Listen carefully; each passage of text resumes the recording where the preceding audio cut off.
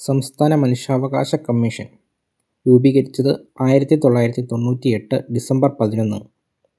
ആസ്ഥാനം തിരുവനന്തപുരം. സംസ്ഥാന മനുഷ്യാവകാശ കമ്മീഷൻ്റെ ചെയർമാനെയും അംഗങ്ങളെയും നിയമിക്കുന്നത് ഗവർണർ. ചെയർമാനെ അംഗങ്ങളെ നീക്കം ചെയ്യുന്നത് രാഷ്ട്രപതി. ചെയർമാൻ ഉൾപ്പെടെ കമ്മീഷനിലെ അംഗങ്ങളുടെ എണ്ണം 3. സംസ്ഥാന മനുഷ്യാവകാശ കമ്മീഷൻ്റെ അംഗങ്ങളുടെ കാലാവധി 3 വർഷം അല്ലെങ്കിൽ 70 വയസ്സ് പൂർത്തിയാകുന്നതുവരെ. വിരമിച്ച ഹൈക്കോടതി ചീഫ് ജസ്റ്റിസ് അല്ലെങ്കിൽ ജഡ്ജിനെയാണ് ചെയർമാനായി നിയമിക്കുന്നത്. കേരള സംസ്ഥാന മനുഷ്യാവകാശ കമ്മീഷൻ്റെ ആദ്യ ചെയർമാൻ എം പരീത് പിള്ള.